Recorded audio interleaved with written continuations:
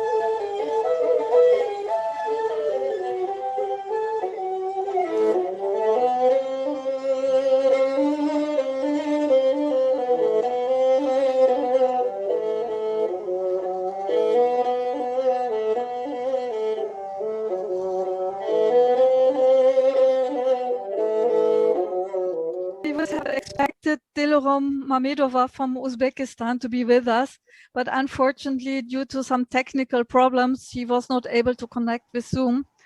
That's why she cannot be personally here, but she sends greetings to everybody. Dilorom, she is a well-known painter in Uzbekistan, living in Tashkent. She is a member of Association of Young Artists since 1998.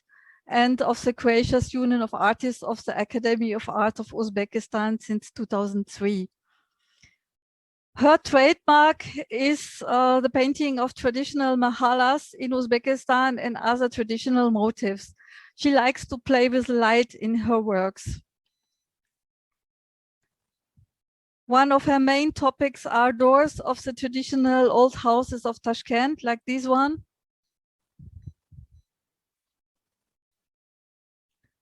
This is traditional Uzbek tapshan, a seed bed. And you see different variations of this motif.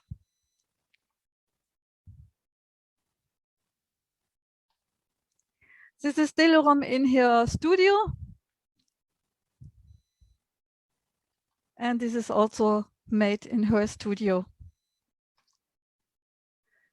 Thank you very much. Unfortunately, she couldn't do the presentation herself. Now I would like to welcome Zukhra Ystybay Nurmoldin to room. Zukhra is a professional musician. She plays kulkubus and chankubus. This is a Jewish harp. In her second profession as a psychologist, she developed an art training with musical instruments on the basis of improvisations. With her is Nurmoldin. He is senior lecturer at the Kazakh National Academy of Arts and a professional dombrist.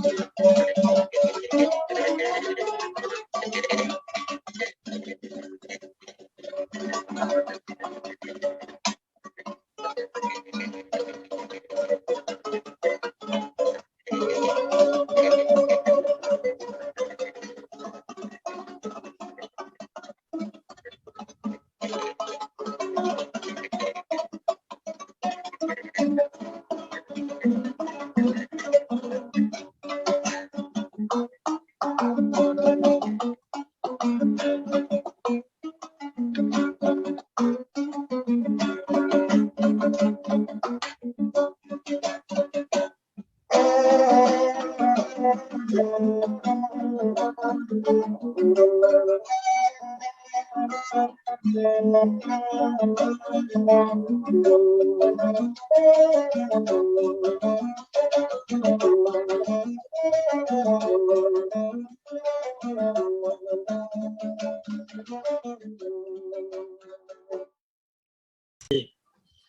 to everyone.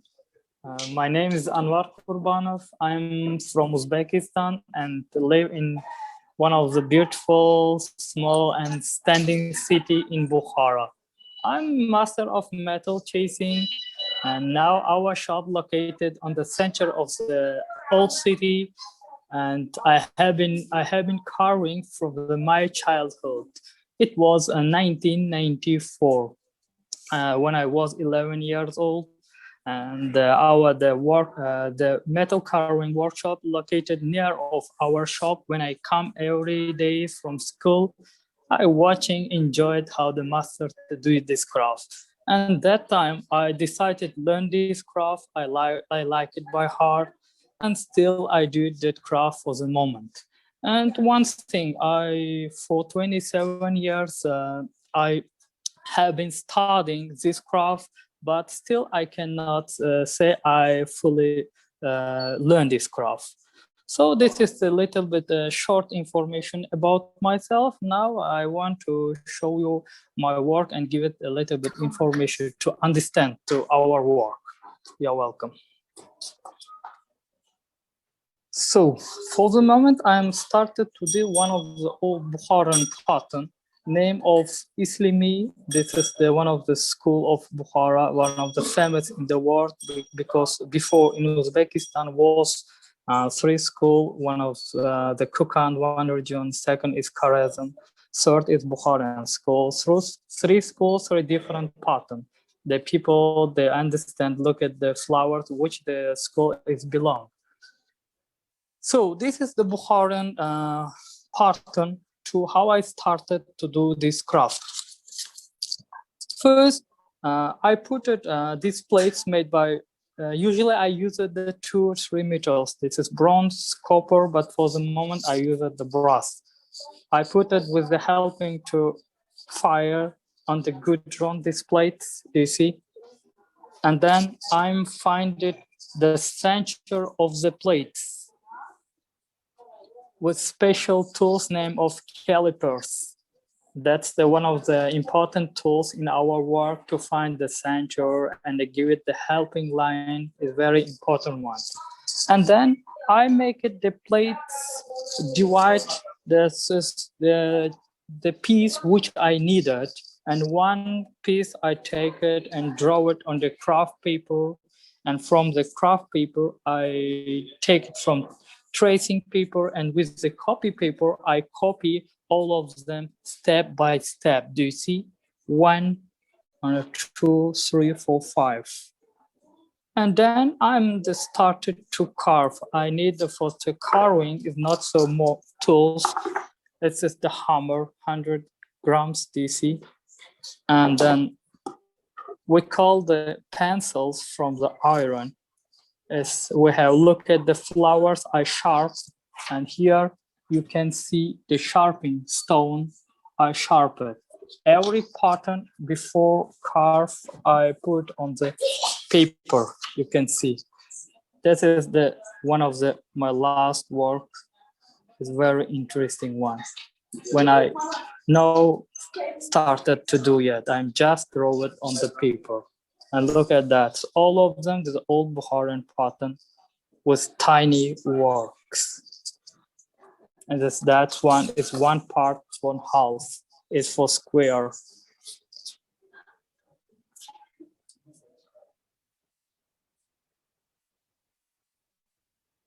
And the last one. So now I want to show how to carve one.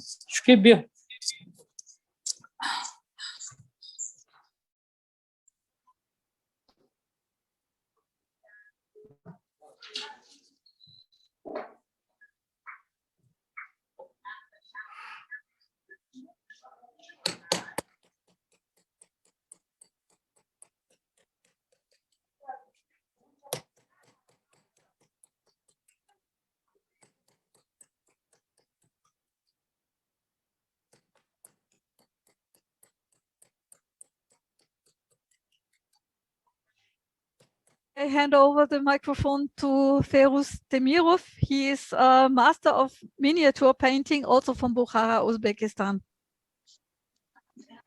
I am an artist that specializes from miniature art.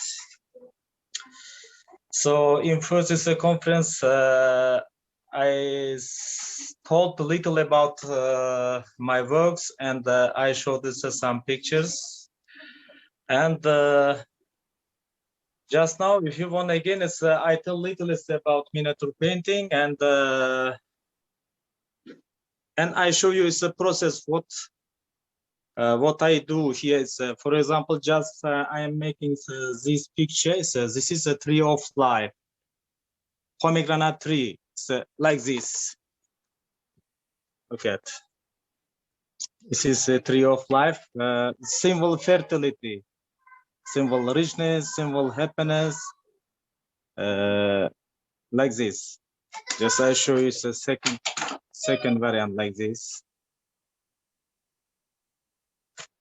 It is just I drawing is the same as a paper. This paper is a Chinese paper. In first conference, I told about the papers also. I use a different kind of the paper. This paper, silk paper, old silk paper, is many centuries ago made this paper until this time safe, and we draw like this on this paper. This is the Samarkand paper from the mulberry tree. This is also very nice quality, and just I am drawing this picture on the Chinese paper. This is the first time I am using this paper. I think it's nice. Just I here now is I am putting the color for the pomegranate tree. Look at there is a now I draw it here is a tree, and I'm putting here is a red color for the pomegranate tree. I use like this watercolor from St. Petersburg, and I use a pencil is from the tail of squirrel, and I use the tempera like acrylic. Now you can see the process. I am putting here the pomegranate is a color, is a red.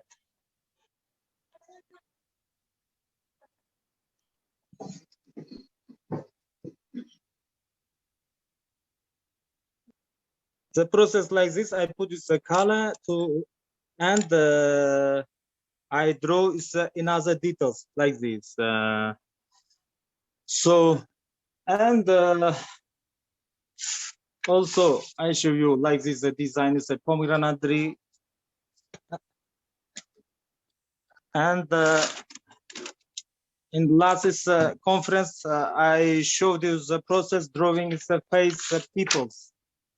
And if you want, just I show you the process. How can I draw with the people face? It's a few times. That's why I'm showing you it's a very fast. It's each details. For the information about miniature is I need this a lot of time for explain. That's why just I'm showing you the small fragments. Now I am drawing the face. There's a lady here. Now this is a picture. It's the Sultan resting with a wife in the palace. The guests they bring to the Sultan is a different. It's a gift here. Now I draw is the face the woman.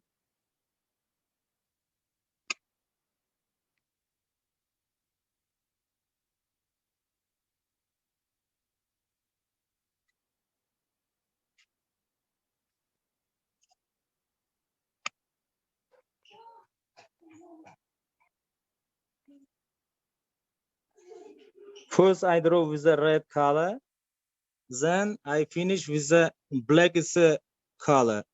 I make it a contour with the fine brushes.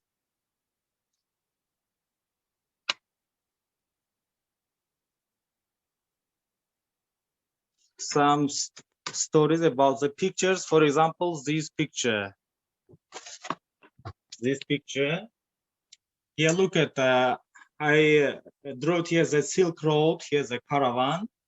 And in the background, I describe here Silk Road map. Look at here, Sahara Desert, Persia, Kabul, India, China, and different town here. China, Bukhara, Khiva, Venice, and Morocco. Why is this town? And that people's here, that people's well known is a traveler and science who is passed along the Silk Road.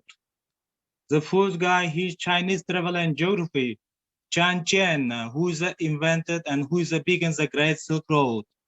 He came to Central Asia, to our country, 2nd century before Christ. He is Ibn Sina, Avicenna, great doctor, great medicine. In the Europe, the people there calling him is Avicenna, second Hippocrates. He lived. He was born in Bukhara in 10th century along the Silk Road. He went to Persia, and he wrote during the life. It's a big book, canon. It's a law medicine. Until this time, the medicines using his book. Al-Khwarizmi, algebra, algorithm, mathematician from Khiva. In 9th century, he lived along the Silk Road. He went to Baghdad and he was teached in Mamun Academy. In the Europe, they call him Mr. Zero, who is the invented number zero. He is a Marco Polo from Venice here. In 14th century, he passed Central Asia and went to China. And he's Ibn Battuta from Morocco. After the 13th century, he came to Khiva, Bukhara, Samarkand after Genghis Khan. And he noted this about historical fact in his historical books. Now I would like to invite Nigina Ikromi from Tajikistan, National Handicraft Consultant and Chairman of PO Creative Development of Tajikistan, to do her presentation. Hello to everyone. So I would like to tell a little bit about myself. I'm working in creative development of Tajikistan as a chairman of organization. It is public organization that support handicraft sector in country. Also, I was a executive director of Union of Craftsmen of Tajikistan for five years. So now I'm working also partly as a national consultant supporting handicraft sector. So many of you maybe know about Tajikistan, or those who don't know about Tajikistan, we call it a mountain country because of 93% of our country is a mountain, but it gives you really good chance to see how the country with a lot of mountains have a rich culture. So Tajik people have a really rich culture, and especially on handicraft sector also. So our craftsmen with making of fabrics, musical instruments, metal work, embroidery, carpeting, wool work, and ceramic. So, and mostly they're using the eco-friendly raw materials on their making during the making of their product.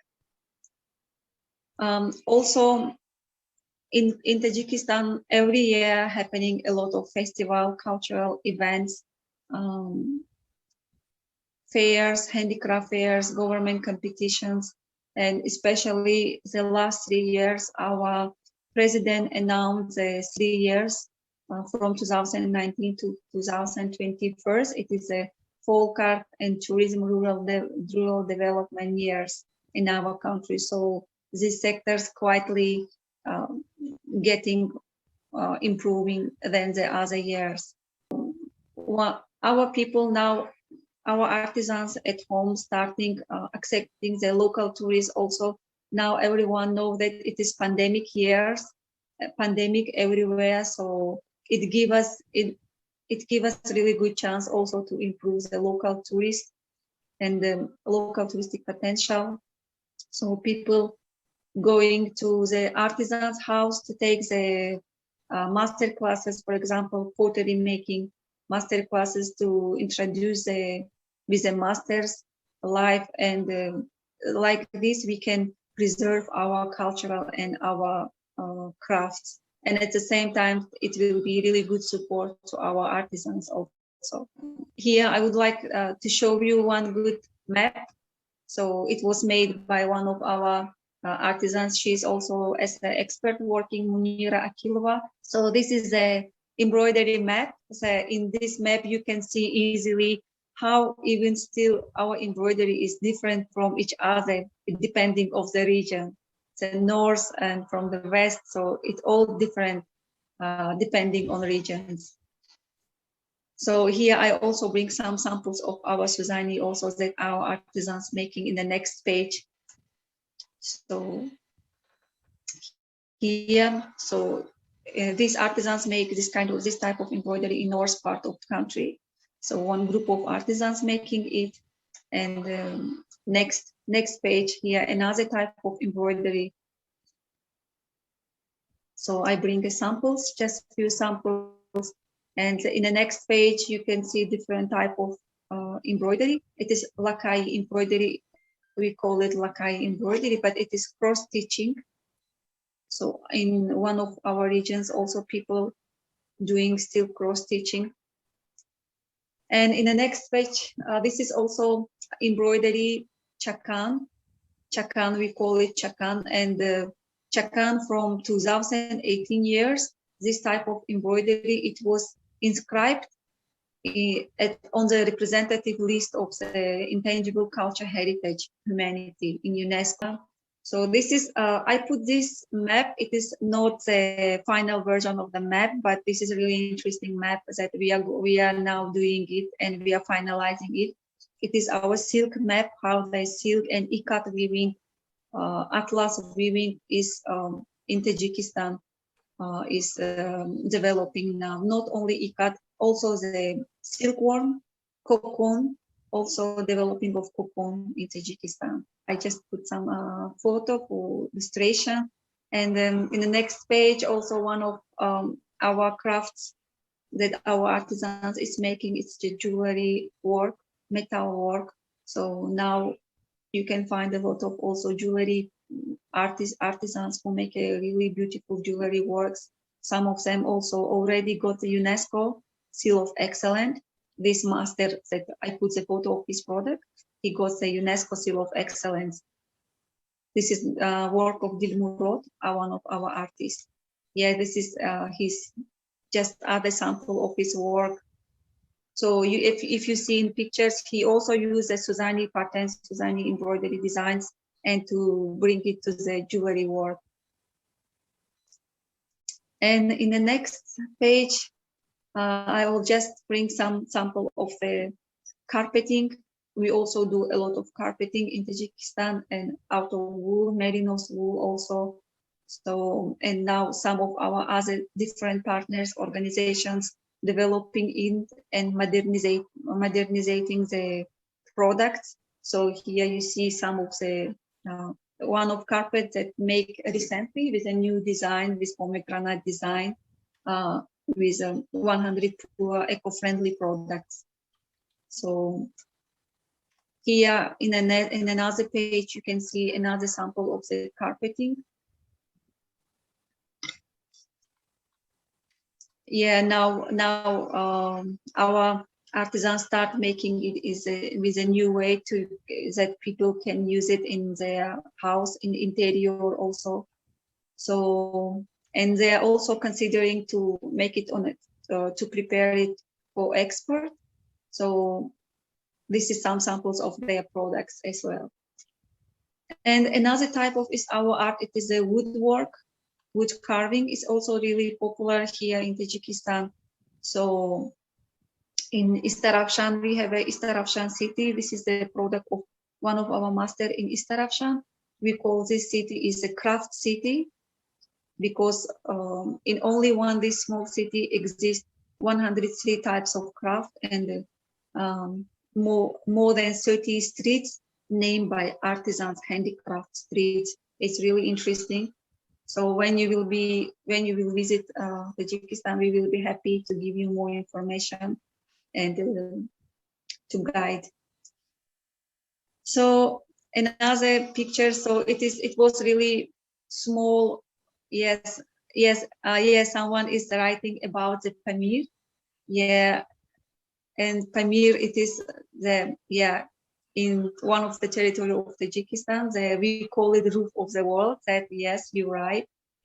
So we will be happy to see you in our country. So this was the presentation. You can see in the last page our contact also, some photo with our artisans.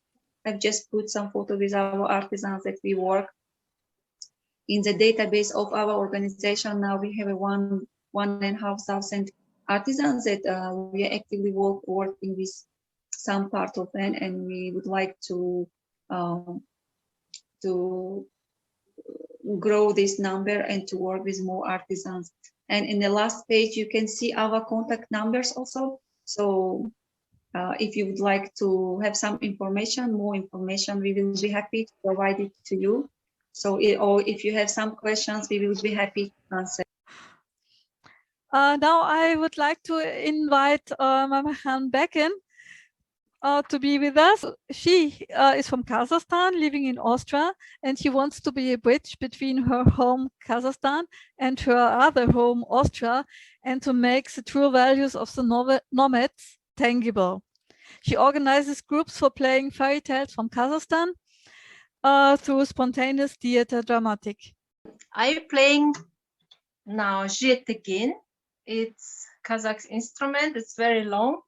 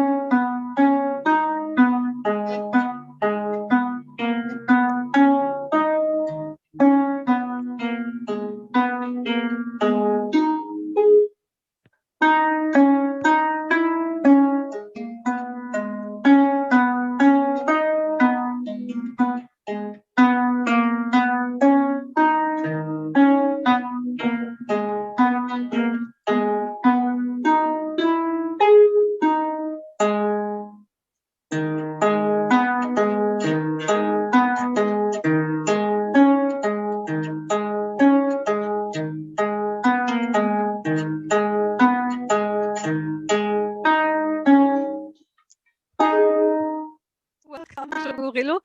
He is a blacksmith in the 4th generation from Bukhara, and his trademark are very interesting bird scissors. Hello everyone, how are you? So I am the Kamalov Shukurillo. I was born in blacksmith family. I am the fourth generation of the blacksmith. I making the scissors and the knives, different kind of the cylinders. So I show you my collection, the scissors. So all of them like the shape of the bird. For example, this is stork, the scissors. It is symbol of Bukhara. This is also the storks. And we use it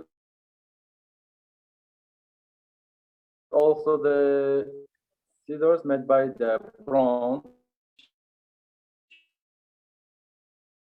shape of this the fish with this kind of scissors, this kind of the embroidery. Now I show you how it is the making the cut the scissors for paper. Now I show it. That's it.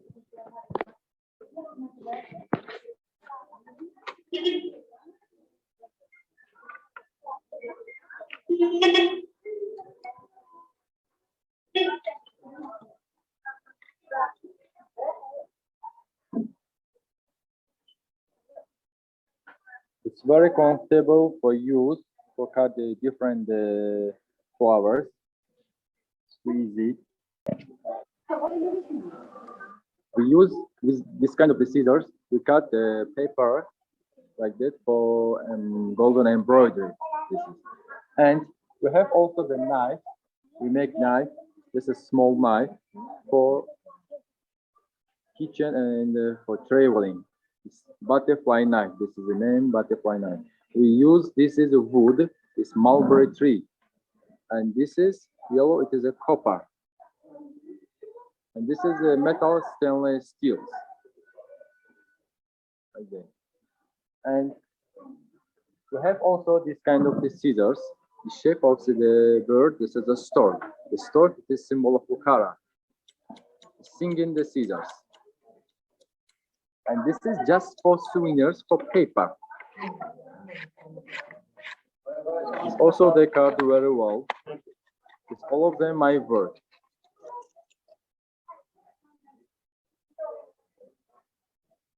And next one, this is the hupu, the shape of the bird. I have 30, 25 different kind of the bird scissors. You see, you saw this is the pictures. Okay.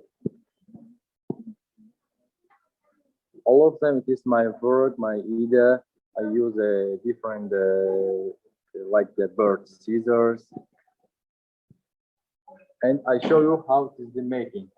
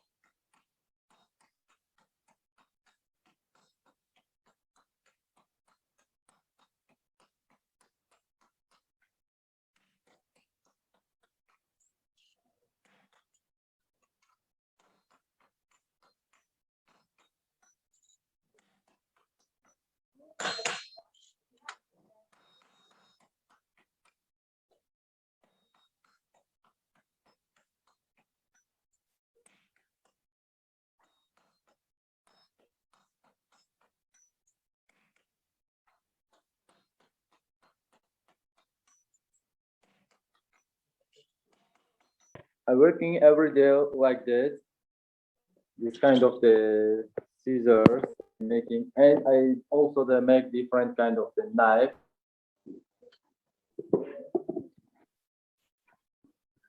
This is the name, the metal, Damascus steels.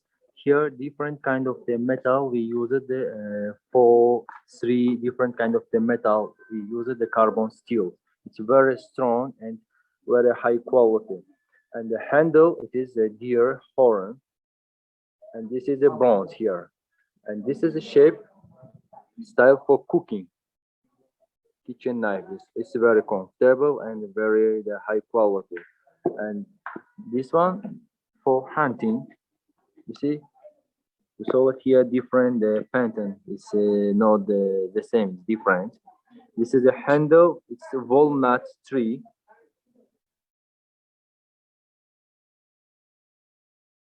Walnut hunting. And here my small workshop. I'm making here the small scissors making, and we have also the place workshop. My workshop. I'm making with my father the knives. He's my father's, and he is my grandfather in Bukhara, the big master of the blacksmith. I'm learning from my grandfather, grandfathers, and my fathers. You see, and one more, the more beautiful things. This is the scissors, the flamingo.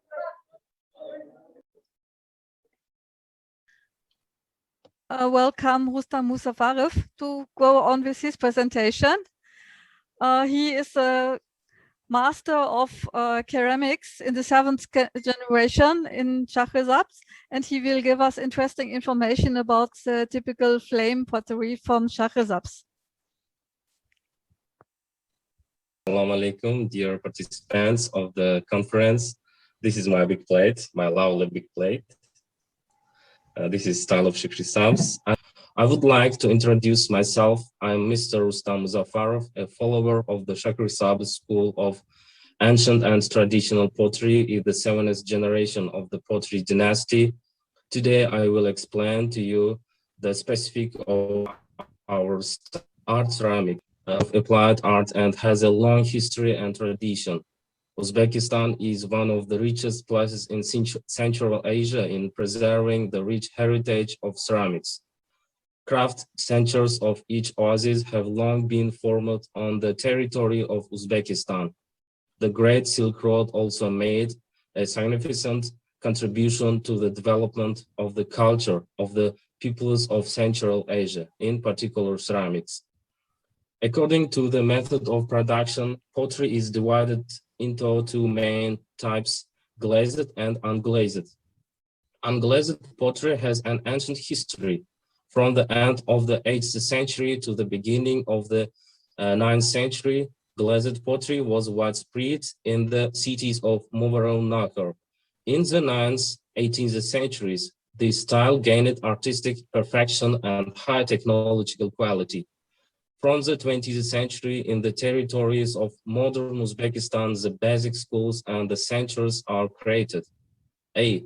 Samarkand Bukhara School, with the centers of Tashkent, Samarkand, Urgut, Bukhara, Gijduan, and Shahrizabs. B. Fergana School, with Rishtan and Gurumsaray centers. C. Khorazm School, with the centers of Khanka, Modar Village, Katabok, Ystybay. Each center retained its own local characteristics. They are currently producing flat bowls, high-eye upwards jugs and jars, types of ceramic dishes and household items. In Fergana and Khorazm pottery, traditional blue alkaline glass is made, but they are distinguished by their unique ornaments and a variety of objects and others. As a result of many thousands of years of historical and artistic processes, the traditions of the Shahrizabs school of pottery have survived to the present day, and with their elegance, splendor have gained a special significance not only in the art of ceramic in Uzbekistan, but also in the Central Asia. Shahrizabs pottery still has a unique tradition and makes a worth contribution to the development of human culture through creative process. the art of pottery in Shukrisabes mainly give them and charm. That is why in Europe, Shukrisabes ceramics is described as fire ceramics. Shukrisabes potters on their work reflect the birds, pomegranates, sunlight in their work. It is known that in ceramics, each image, pattern, and style has its own symbolic meaning. For example, the yellowish-red color presents the position of the sun and the moon. Pomegranate, widely used by artisans, is an artistic symbol of new life. In the same way, my great-grandfathers in the picture, this is our old traditional style, and the same way the leaf is nature and greenery, the dark cycle is the cycle of the earth, the dot is the dwarf stars in the dark sky, the white paths are the way of life, the fish are the wells, the water and the perfect life. The tree is a simplicity of the Shukrisabes method, and its birds is a symbol, and for artisans, it is a symbol of goodness and light. This is this bird is to our traditional style. You maybe see only style of Shukrisabes. This is fireworks too, and other works. It's the little ball fish. A fish. This is a symbol rich and our natural life and traditional works times. As a successor of the traditions of Shukrisabes ceramics, I want to contribute to the development of culture and art not only in Uzbekistan but also in the world, and to contribute to the creative process of new era to give the ancient tradition a new form and content. First of all, to pass on the discoveries of human civilization to future generations. In 2018, the first personal exhibition, my personal exhibition, its name of Shukrisabes Ceramics, Traditions and Innovations, was organized at the Museum of Oriental Miniature Art named after Kamalov of the Academy of Arts of Uzbekistan. The exhibition features more than 300 works my great grandfather Ahad Muzafarov and my father Zainuddin Muzafarov. With creative processes, ceramics are displayed not only in the country but also in many international exhibitions, including galleries of foreign countries such as France, USA, Russia, and Japan. Our workshop is included in the list of UNESCO World Quality Score. The main goal is to pass on the traditions and secrets of ceramics this is to little fish, my lovely work, for generation. I would like to present traditional Kazakh musical instrument, sasırnay. It's made of clay.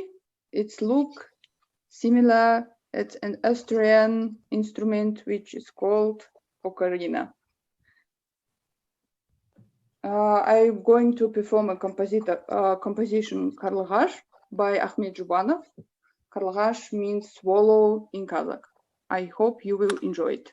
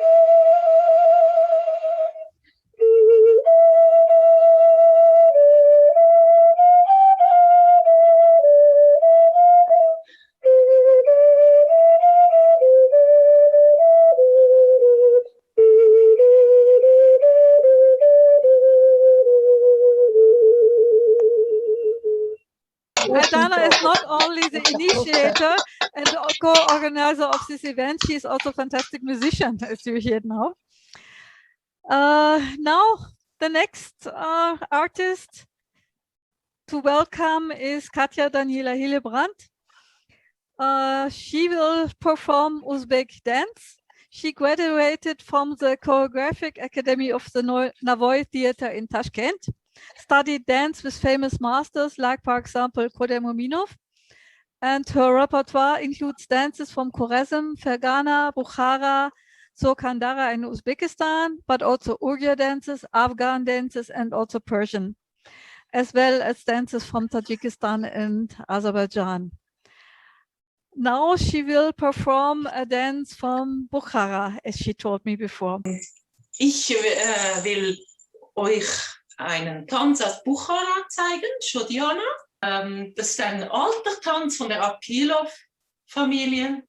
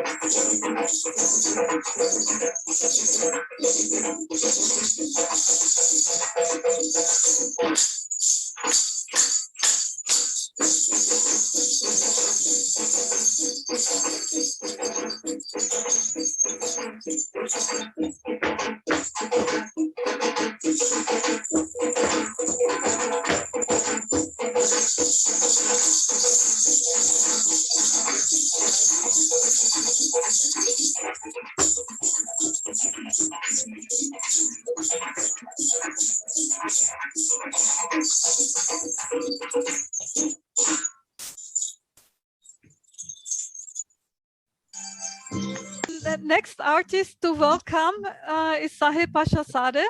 Sahib Pashasade is a tar virtuoso from Baku, honored artist of the Republic of Azerbaijan, 2017 winner of the Grand Prix of the famous festival Shakhtar Onoları. This is our national instrument of Azerbaijan, which has included in worldwide heritage of UNESCO.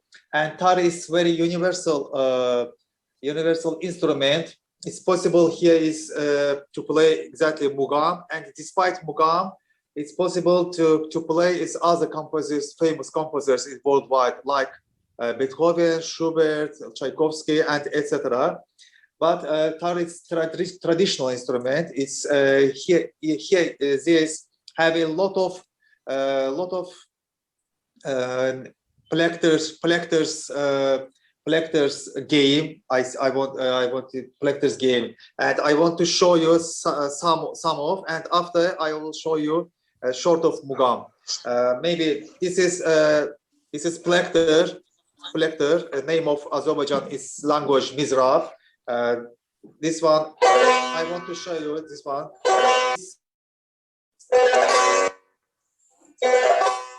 And this is papillon name of. And I am happy to hear his performance from Uzbekistan, Kazakhstan, Kyrgyzstan, and other countries. I'm glad to join and to see all of them. And now I want to show you a short part from Azerbaijan Mugam. It's name of Mahur Hindi. And Azerbaijan Mugam also has included in heritage of UNESCO. I know, вы понимаете по-русски. I know it's here is many of participate can understand in Russian, but I want to continue in English. Exactly.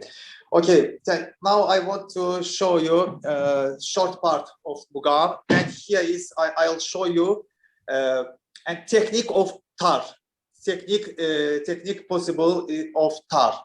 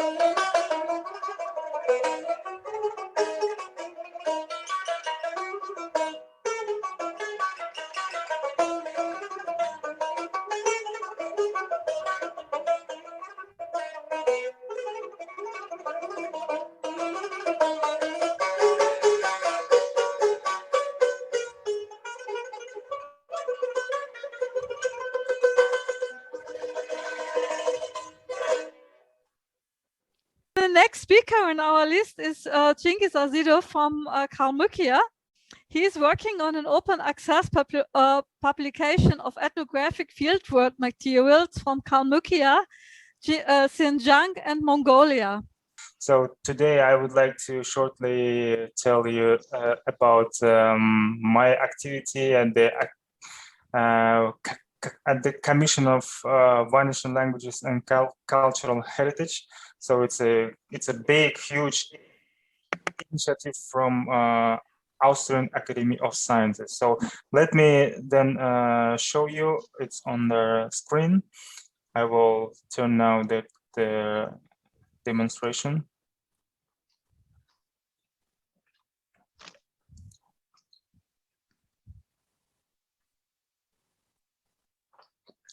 I think, yes, now it's, do you see now? Yes. Okay, so now here is our website.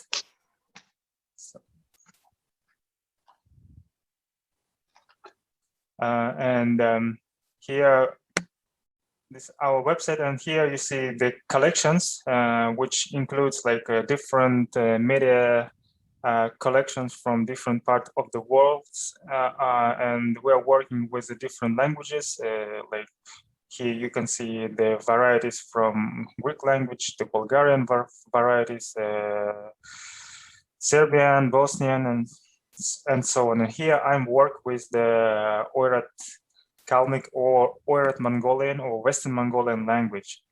So Western Mongolian people actually, we are Central Asian people. So like our let's say the old motherland is located now in different countries. Here on the map you can see, I will show you. So our homeland was here. So it's a northern part of Xinjiang, western part of Mongolia, south part of Siberia, and eastern part of Kazakhstan. So until Balkhash and Lake, and including Lake Zaysan. So this was originally the cradle of Oirat people, Oirat Mongolian people. And yes, and we have been with my colleagues, we visited and recorded a lot of interesting materials in Xinjiang and Western Mongolia. And before our colleagues, my colleagues visited Kalmykia. Here you can see on the map.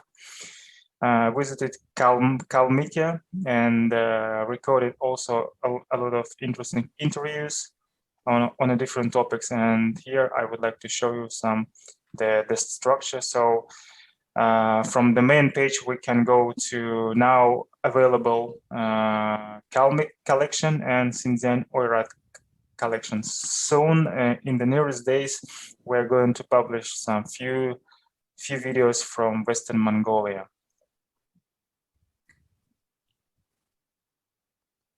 So here is the Kalmyk collection, and here we have general information, and here we go to the video collection. Do you see the screen?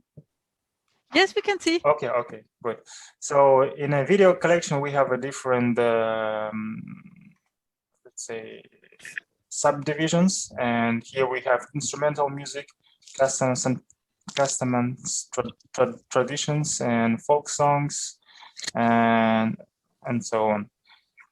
I think the most interesting would be like instrumental because when nobody understands the language, I think the music is better. So we have several traditional instruments. Of course, the main is dombra, actually. So it is, I would say it is the only instrument who survived all these big changes that happened to my people. But before we had a kind of a similar similar instrument to Mongolian violin, Timurin Hur, but yeah, now we don't have it. Like it's just vanished. But we have kind of a new instrument which Kalmyk borrowed from the Tatar people, from Russian people during the 19th century, and I would like to show you this. It's called Saratov harmonica. In the Russian, it's called Saratovskaya garmoshka. So it's actually kind of the variation of European harmonica that was made in Russian Empire. So we have a different videos, and here we have folk songs. You can later, I will leave the links, and you can later see and watch it. So and listen. Yeah, we have a photo collection here, so you can see some photo of a landscape or like animals in Kalmyk. So the same we can see in the Xinjiang Oirat collection. So we have general information, also videos, folk songs, music. But the similar instrument in Xinjiang is called tovshur. So we have a dombra, which is probably it's a Turkic word. So because we had the kind of the constant borders and connection with Kazakh people, and probably yes, this name was borrowed from Kazakh people, and probably also the type of the shape of the dombra, probably because right now we don't have much examples of the real dombra, so that's preserved until this day. So here you also can see the photos. I think the most interesting is the nomadic landscape, and you can watch the nomadic life, how it is organized, the villages, you know, the landscapes. And yeah, so this is the northern northwestern part of Xinjiang.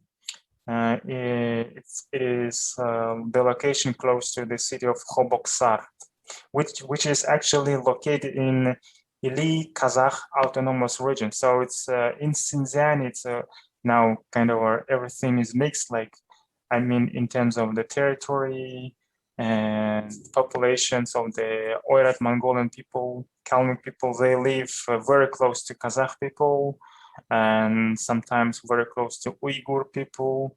Yes, now it's not only the land of Western Mongolians anymore, and now actually it is more known as the land of Uyghurs, and yeah, due to political reason and also cultural. But yeah, but yes, in the history, this land was known as a Jungaria, the Khanate of Western Mongolian people. Yeah, so this is actually what I wanted to show you and tell. So if you have any questions, I would like to, yeah, I will gladly answer. So the next speaker is Marwait Hafiz. Marwait Hafiz, she was born in Kumul, Xinjiang, northwest China. She exhibited her extraordinary talent in paintings from her early age, and she was an artist and instructor at Xinjiang Arts Institute. And since 1996, she is now living as a freelance artist in Munich, Germany. Assalamu alaikum. Ich heiße Marwait. Mein Name ist Hafiz. Ich komme aus Zentralasien. Ich bin eine Uigurin. The population of Uyghurs have a very long history, and before the Islam getting their religion, they were Buddhist. She will show us some art in the Museum of Asian Art in Berlin. Das bin ich und das ist unsere alte Kunst. Und die meisten Bilder sind alle in Kucha und Turban und noch Korla am Taklamakan Beken.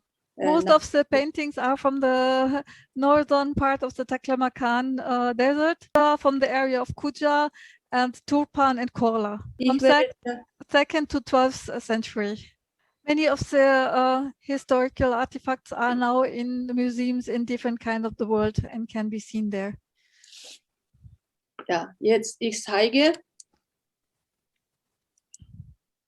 Das ist das Asiatische Museum in Berlin, restauriert die alte Kunst der uigurischen Malerei. Das ist 9. Jahrhundert in Turfan entdeckt. Das ist unsere Kaiser gewesen, 9. Jahrhundert, 9., 8. Und das ist Prinz. Und das Normale in Palast da, die Bedienung, bedienen oder Kurfürst oder was. Prinzess. Prince and Princess. Prinzess und Prinz. Das ist der Buddha. Auch Buddha. 7. Jahrhundert, auch 7. Jahrhundert. Das ist König, Königin und Prinz. Das ist auch in Berlin, Asiatische Museum. Das war und das ist noch in unserer Heimat behalten. This is in Xinjiang. Ja. Das ist Soldaten, damalige Soldaten, 6. und 7. Jahrhundert. Ja, 6. Das ist alles in Buddha. Yeah. So now they have seen the historical Uyghur painting. Now we are coming to Marwa's great works and we are looking forward to. Das ist meine erste Werken, richtig gemalt habe. This is her first work.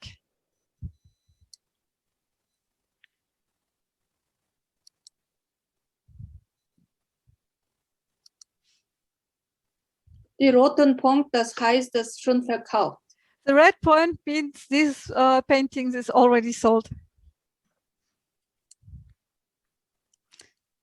As you can see, Marwa is inspired by the traditions of her homeland.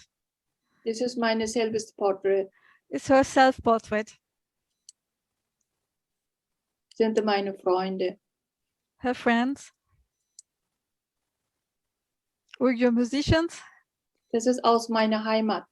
In meinem Gedanken, er ist mein Papa. Mein Papa sehr gerne Musik spielen und den ganzen Winter wir sehen sehr selten, weil mein Papa immer eingeladen, irgendwelche Party und Hochzeit und so weiter. Her father was a musician and Marwa told us in the wintertime she was not seeing him often because he was always invited as a musician to play on weddings. Das habe ich, nachdem das Bild verkauft werden, habe ich 2016 nochmal gemalt. Ich bin noch nicht satt, vielleicht ich male nochmal. As she sold the paintings she saw before, she repeated the same some years later again, and she's thinking of painting it once more. Das ist meine Wiege, das ist meine Mama. In meinem Gedanken sind meine Mama. Meine Mama sehr gerne so sticken. Das ist alles meine Mama. Meine Mama sehr gerne und sticken und sehr schön. Sie stickt sehr schön. This is her mother. Her mother was embroidery teacher. She loved this art, this craft very much, and this is to remember her mother. Das habe ich 1993 gemalt. Ich habe eine Ausstellung gehabt in Kasachstan, Kastschejew Museum 1992. Und damals viele Interessente von mir gefragt, wie ich eine Künstlerin geworden bin. Wer hat mir beeinflusst, dass ich in die künstlerische Welt zu gehen? Dann habe ich gedacht, mein Papa sehr gerne Musik spielen und meine Mama selber zeichnen und selber sticken und zurück von Kasachstan nach meiner Heimat. Und das habe ich erst nach meiner Ausstellung in meiner Heimat zurück. Das ist mein erstes Bild. Habe ich angefangen, oh ja, das ist meine Wege, das bin ich. This painting was in the Kasteyev, exhibited in the Kasteyev Museum in Kazakhstan. Unsere Heimat auch liebte Tajik Nationalität. Das ist ein Tajik.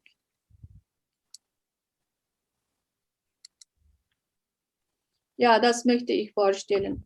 1993, ich habe von Kunstakademie eine Kamera nach meine Schule, Studenten, 20 Studenten nach Turfan wegen Praktikum gebracht. She brought some of her students for practicals to Tuyok. This is a village close to Turpan, north of Taklamakan Desert. Und ich finde, das Bild dieser Wohnung ist sehr interessant. Habe ich das vielleicht halbe Stunden gedauert. Das habe ich gemalt und damit habe ich in China große Nationalausstellung teilgenommen. She participated in a huge national exhibition in China with this painting. Und über 10 Jahre später, 2009, ich war wieder nach meiner Heimat und ich bin in die Tuyuk Turban in diesem Ort gegangen. Die Wohnung ist noch da und ich habe das 2009 fotografiert. 10 years later, she returned back to the village of Tuyuk, and she found she found this house which inspired her for this painting. Das ist das letzte Bild, das ich von meiner Heimat verlassen. This is the last painting she did in her home country. Das ist das erste Bild, das ich in Deutschland gelandet bin. First painting she did in Germany.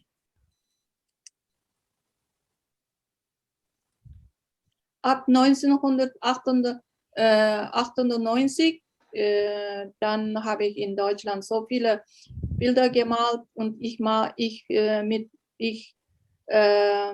vermisse meine Familie, meine Heimat, mein Volk, meine Heimat und schmerzliche Sehnsucht und ich habe sehr intensiv meine Heimat gemalt.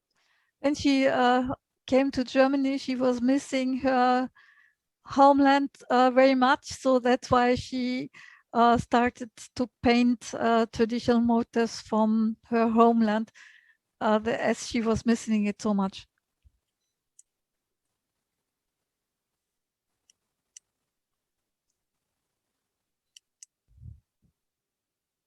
Das ist meine erste Ausstellung in Deutschland. Her first exhibition in Germany.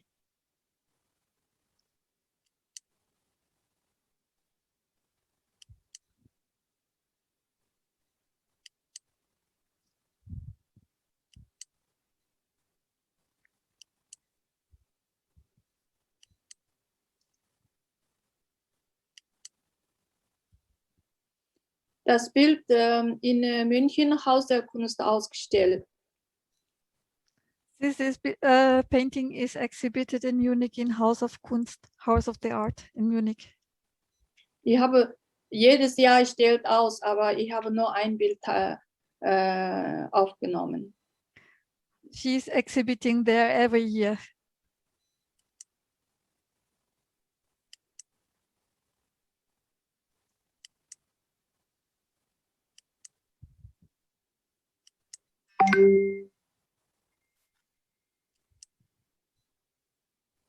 Das ist auch ein Bild. Das Bild, das letzte Bild, das ich von meiner Heimat verlassen. Und ich habe das mit Aquarell gemalt. Meistens ich male Öl mit Öl ab. Ich arbeite mit Öl. This painting she painted with aquarelle. Usually she is painting with oil.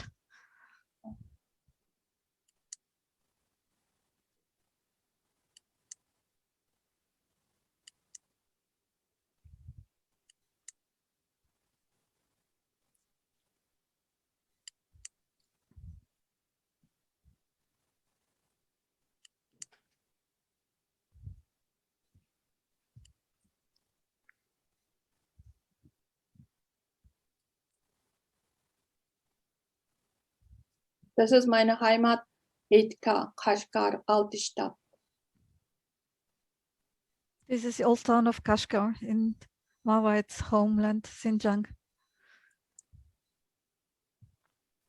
Taklamakan Mädchen.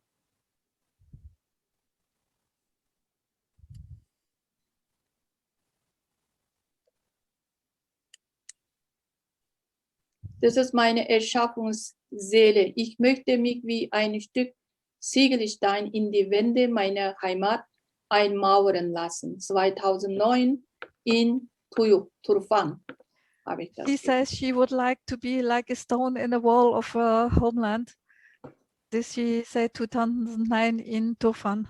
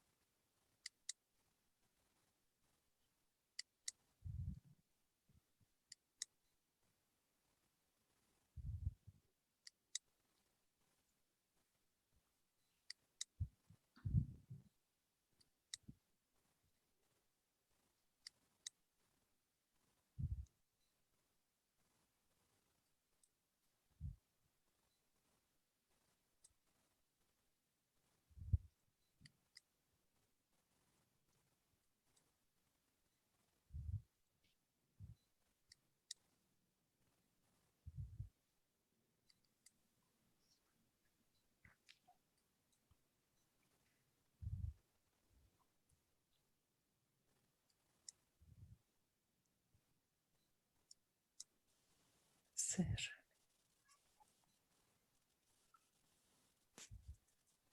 Oh, schön. She says sometimes also she is painting European landscape. She says the landscape in Europe is much different to her homeland. Her homeland is a desert country, but in Europe, green is very dominant. And this painting was inspired by the spring in Europe. Das ist Europa, in Deutschland Oktoberfest. Das ist sehr bekannt, eine Fest, jetzt fast 160 Jahre lange. Das ist eine sehr interessante Geschichte. Wenn ich davon erzähle, dass die Zeit drückt, kann ich nicht so viele erzählen. Und von dieses Bild habe ich richtig in ich glaube, meine künstlerische Leben oder Seele richtig in München und Deutschland integriert. Und eines Tages, ich war in Oktoberfest, ich sehe nur die Regenschirme. Wenn es Regen und jeder hat eigene bunt Regenschirm, jeder Menschen hat einen Regenschirm in der Hand und sieht man eine Blumenfelsen. So schön aus. This painting, sorry. Yeah. This painting is inspired by the October Festival in Munich. So she started to paint this and she feels her heart is now arrived in Munich.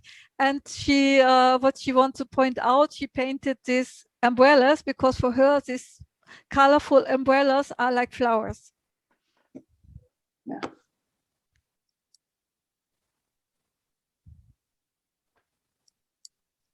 Nachdem habe ich auch viele über Regenschirm, meine Motiv Regenschirm und ich sehr gerne Regenschirm zu malen. Das ist auch Regenschirm. He likes to paint umbrellas.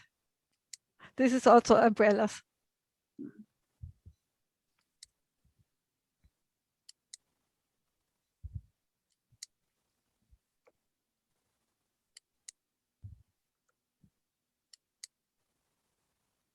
Das ist Ägyptische Museum in München. This is in Egypt Museum in Munich. Ich habe 2019 fertiggestellt und das zweite Jahr ausgestellt, teilgenommen und das hat in der Ausstellung Eröffnung verkauft. Ja, verkauft. This was sold on the opening of the exhibition.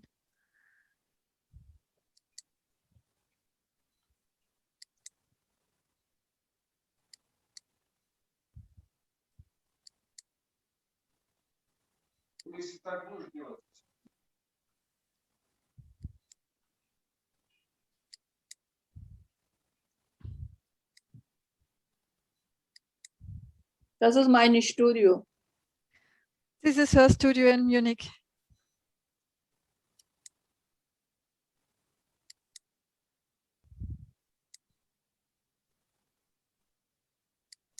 Spring in Europe.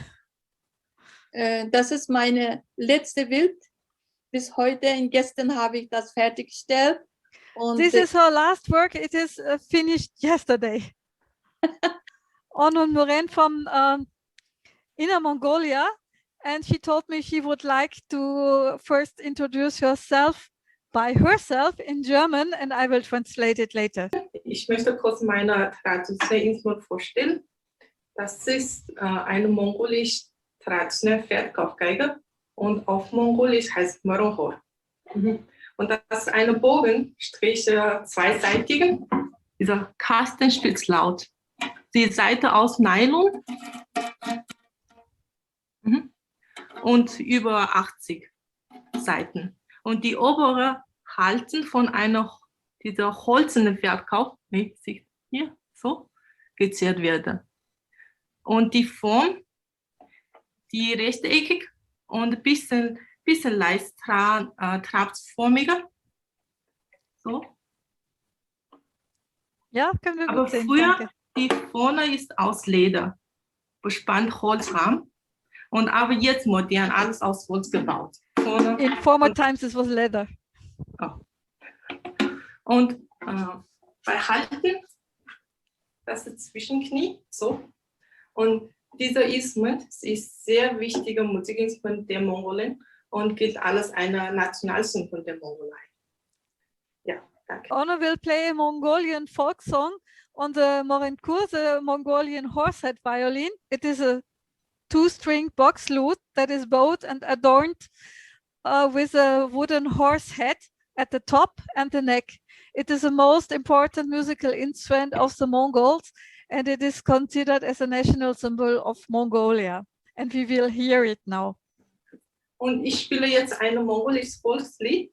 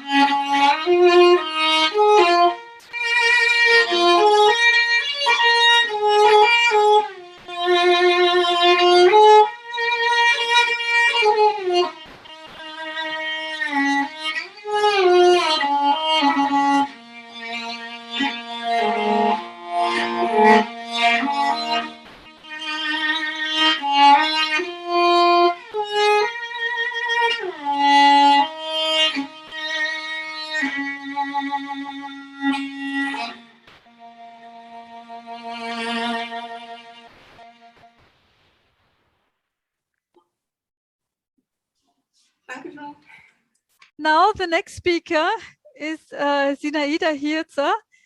She is a representative of the Marionette Theater in Vienna at Castle Schönbrunn. Together with her husband, she set up the Marionette Theater in Tashkent, Uzbekistan, based on the model of Vienna, which she is supporting and accompanying until today. Hello. К сожалению, я не говорю по-английски, немножко по-немецки, но Лолочка, ты здесь? Да, я здесь. Очень Добрый приятно. день. Здравствуй, Лолочка. Здравствуй. Лолочка будет переводить вам на английский. Кто не понимает, в общем, я сделаю презентацию. Я хотела бы, конечно, представиться. Я Зинаида Hirza, живу сейчас в Вене, очень долгое время. И я хотела бы представить наш кукольный театр марионеток в Ташкенте. Маленький экскурс. Good afternoon, dear ladies and gentlemen. I would like to inform, just a second, Zinaida, may I translate with the short breaks? Я переведу по чуть-чуть, потому что мы будем с вами по очереди. Хорошо. Good afternoon. I would like to speak in Russian in order to be translated into English. And I would like to introduce myself. My name is Zinaida Hirza, and I live in Austria. And I would like to talk now and to tell about the Theater of Marionettes, which is located in Tashkent, Uzbekistan. Очень рад тебя видеть, Лолочка. Продолжай. Значит, театр марионеток в Австрии, в Ташкенте. Мы существуем уже 8 лет. И можем сказать чуть-чуть в историю, как создался этот театр. Театр был рожден мечтой одного нашего друга с мужем, Павел Тихонов, который работал, как и мой муж, в Зальцбургском марионетном театре. I would like to talk a bit about the history, how this Marionette Theater was founded.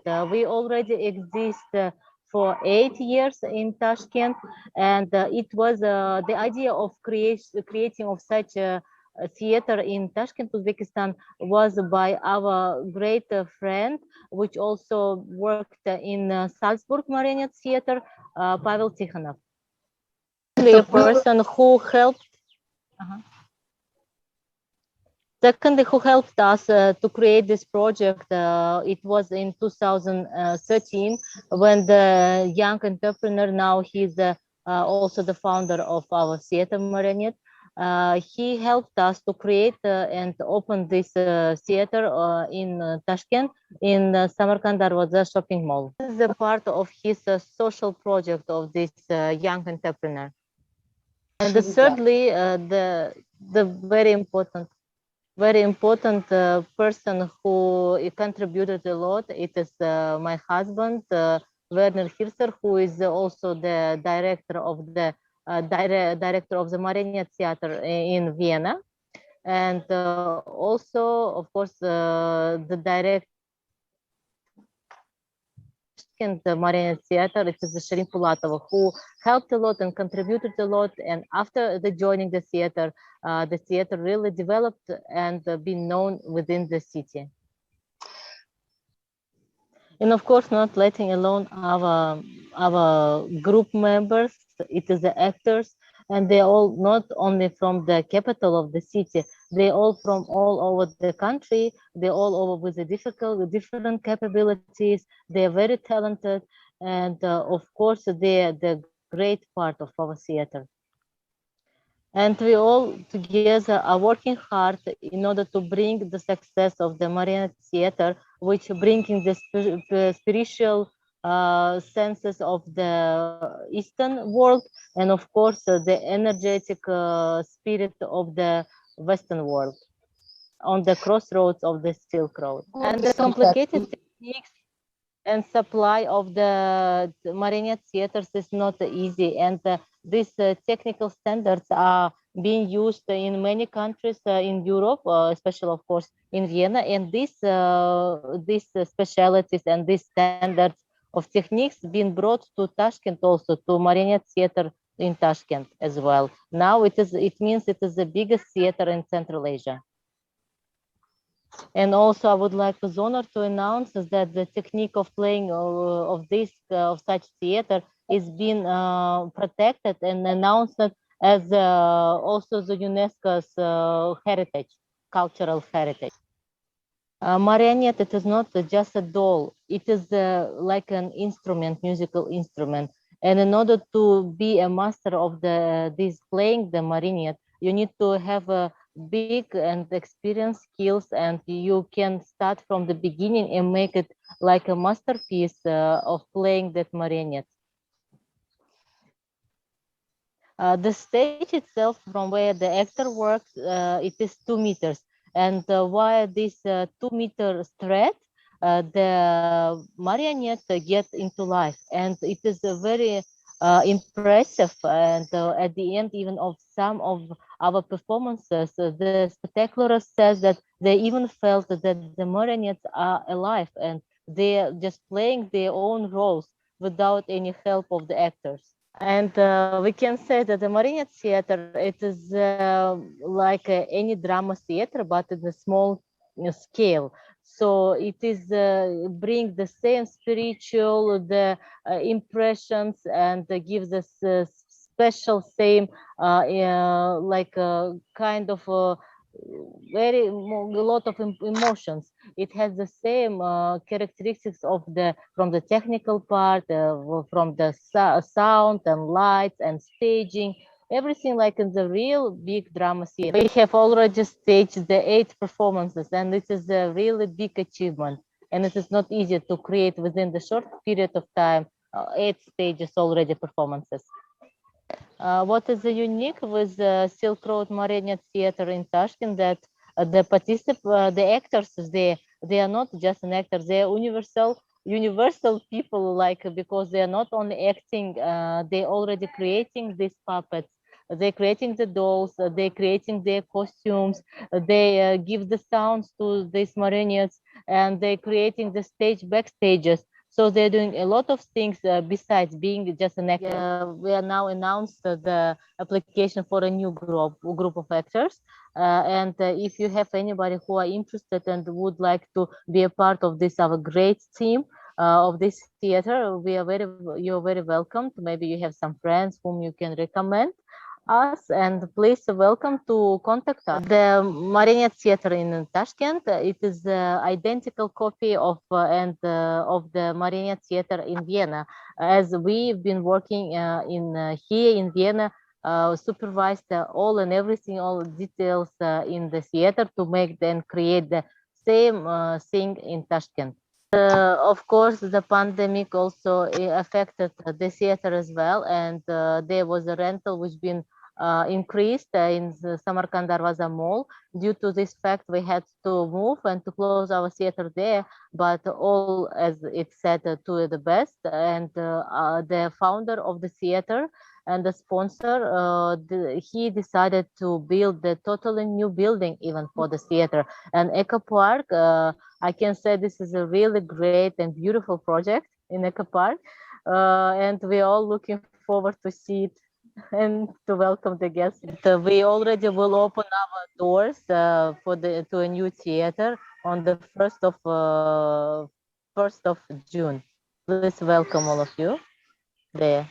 The next speaker on our list is our cooperation partner, Andrea Mehler from Switzerland. She is the founder of Silk Road Designs, and as I said before, our cooperation partner. So welcome, Andrea. We are looking forward to your presentation. Thank you, Daniela, and it's very nice to join this meeting this afternoon. Maybe first a few words about myself. My name is Andrea. I'm living in Switzerland, and about 1 year ago, I had the idea to start a website, a platform for artists and handicraft from the Silk Road. And I would like to show you a bit how this website works and what the opportunities are for artists when they are interested to place their products on my website. So many years ago already, I studied international affairs, and because of that, of course, I started to be interested in traveling, and started to be interested in, let's say, the history of the Silk Road and all the countries that are along the Silk Road. And 4 years ago, I did my first trip to Uzbekistan. And during that, I started to realize that there is really a lot of very good handicraft and art in Uzbekistan, and it's also a very high quality that you can get there. And so the idea came up to start this project. And of course, not only for artists from Uzbekistan, but for artists from all the countries along the former Silk Road, which means it starts in the Middle East, it goes to the Caucasus regions, Georgia, Armenia, and of course all the Central Asian countries as well. And yes, maybe I show you quickly just a few things about the website so you can have a look. How does this look like? And I'll show you my screen.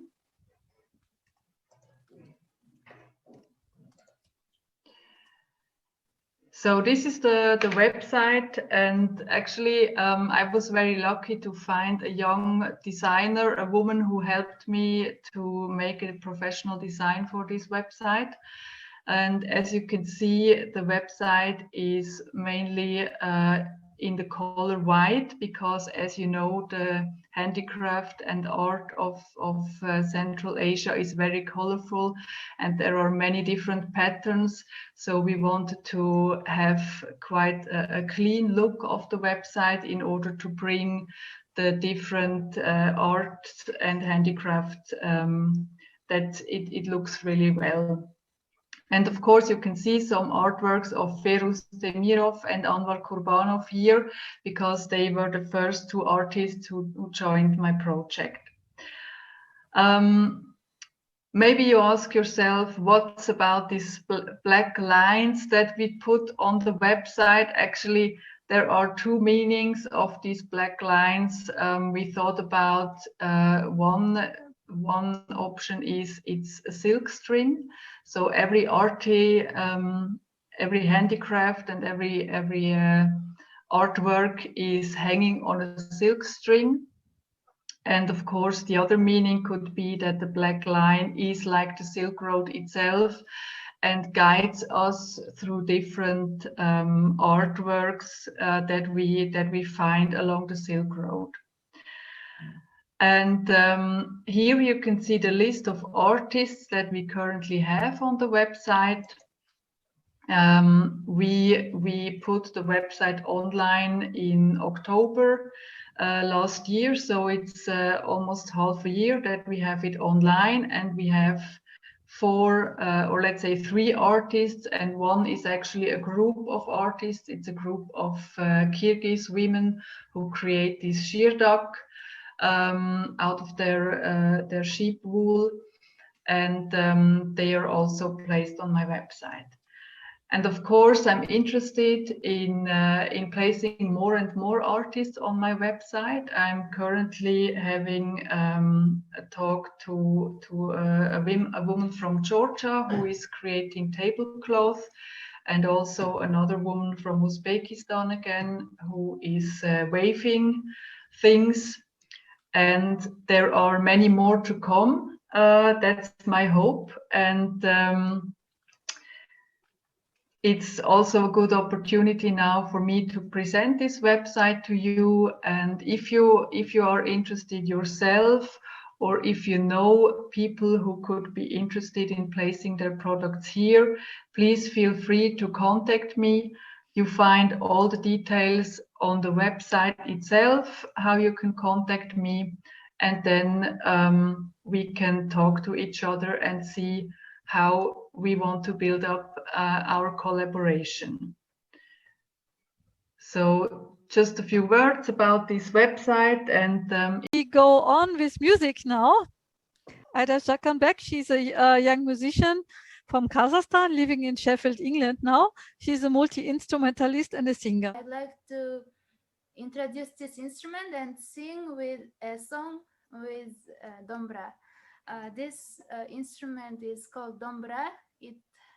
Its history is from ancient times. This instrument's important part of our culture, and I'd like to sing a song called Akaysha. It is from the western region of Kazakhstan.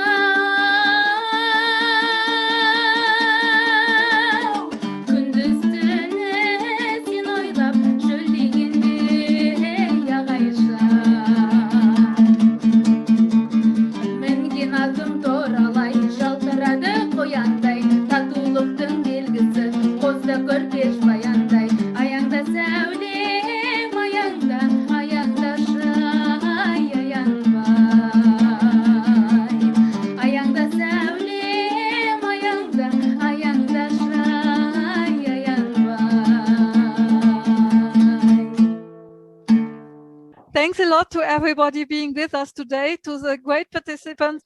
Each contribution was great, fantastic. And also thanks a lot to our guest who stayed with us for 3 hours. If you have any questions to our association about the conference today, about participants, please contact me. I will be happy to answer any question. Thanks a lot for being with us. Спасибо большое всем, что были сегодня с нами. Это было, честно говоря, очень сложно с интернетом, но я думаю, что мы справились. Спасибо большое всем мастерам и музыкантам. Если у вас есть вопросы, вы всегда можете обратиться по мейлу Культура Азия, и Даниэла на каждый имейл ответит.